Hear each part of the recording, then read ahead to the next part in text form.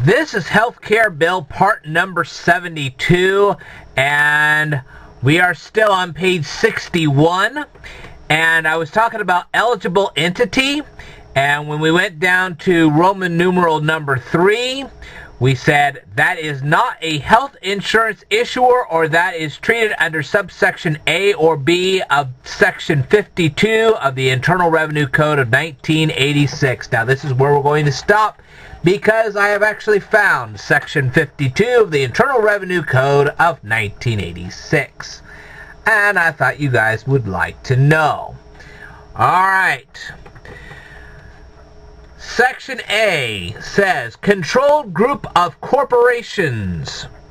For purposes of this subpart, all employees of all corporations which are members of the same controlled group of corporations shall be treated as employed by a single employer. And if you guys know what that means, by all means let me know. In any such case, the credit, if any, determined under Section 51A with respect to each such member shall be its proportionate share of the wages giving rise to such credit. For purposes of this subsection, the term controlled group of corporations has the meaning given to such term by Section 1563A, except that more than 50% shall be substituted for at least 80% each place it appears in Section 1563A1.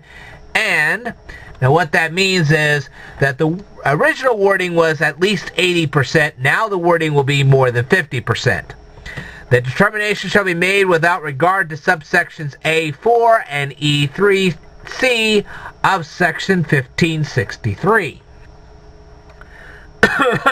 Okay, let's go on to Section B, shall we?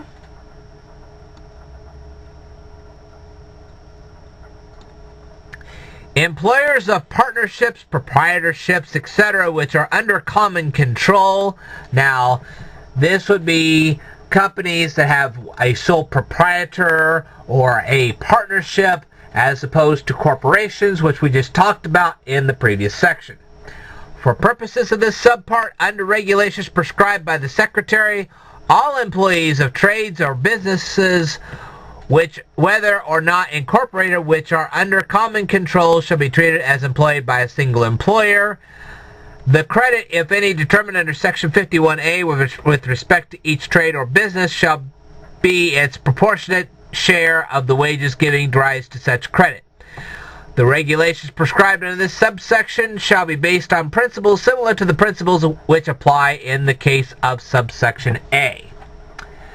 And that is Section 52 of the Internal Revenue Code of 1986. Now you know what you're looking up. And of course, I will tell you more in a future video, so stay tuned.